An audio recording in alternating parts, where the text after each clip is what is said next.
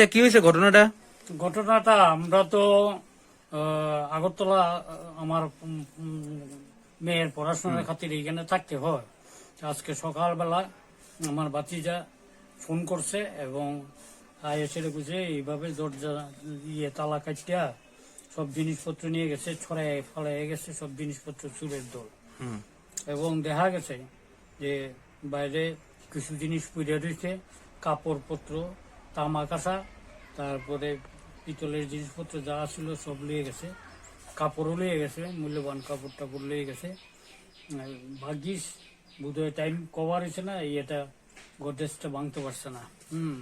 আপনার কেমন আনুমানিক ধরেন না ক্ষতি হয়েছে? অন্তত 30-40 হাজার টাকার মাল তৈরি। আপনার নামটা কিতা? আমার নাম প্রশান্ত কুমার সুম। আচ্ছা, এটা কোন জায়গাতে হয়েছে? এটা কোন জায়গা ধরে? এটা দুর্গানগর পাওয়ার হাউস রোড। পুলিশে খবর দিচ্ছিলেন নেই? পুলিশে আমাদের প্রতিবেশী যারা ছিল, ওই সরকারি উকিল শেখর ভট্টাচার্য, ও খবর দিছে শুনলাম। তারপরে পুলিশ আইসে, আইয়া সেটা তদন্ত করে লিখে লয়ে গেছে, কইছে যা জিনিসপত্র গেছে এটা লিস্টটা আমরা থানাতে দিবার লাগে।